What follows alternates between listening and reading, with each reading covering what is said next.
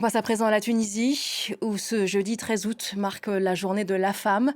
Le 13 août 1956, moins de 5 mois après l'indépendance du pays, était promulgué le Code du statut personnel. Ce texte allait profondément transformer le droit de la famille et la condition juridique des Tunisiennes. Mais pour de nombreuses associations féministes, 70 ans plus tard, des problèmes persistent, notamment la recrudescence de la violence et des féminicides. Lilia Blaise et Amdit Lili. 30 cas de féminicide en 2025 contre 6 en 2018, c'est le constat accablant que dresse l'association Aswat Nisseh, la voix des femmes, dans son rapport annuel. Aujourd'hui, l'augmentation des cas de féminicide, comme l'explique l'association, est liée à plusieurs facteurs politiques, sociaux et économiques. Aujourd'hui, la situation que vit le pays au niveau social, économique et politique impacte énormément la lutte contre les violences faites aux femmes. L'absence de politique sociale adéquate pour aider les victimes favorise la hausse des violences et c'est aussi la cause de l'augmentation des féminicides.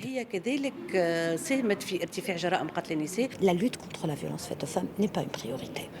Il y a d'autres priorités comme la conservation de la famille, je ne sais pas, la lutte contre cette histoire de baisse du nombre de personnes qui se marient, etc. etc.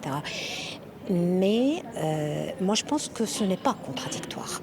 C'est-à-dire on peut travailler sur la famille tout en ayant comme premier objectif de lutter contre la violence. De toutes les manières, il n'y a plus de famille quand il y a de la violence. Face au manque de données officielles ou de statistiques sur les cas de féminicide en Tunisie, l'association Aswat Nisseh a décidé de lancer une plateforme en ligne pour signaler des cas afin qu'elle puisse ensuite les documenter et les recenser. Côté étatique, il y a un numéro vert qui existe, le 1899, qui permet de signaler les cas de violences faites aux femmes.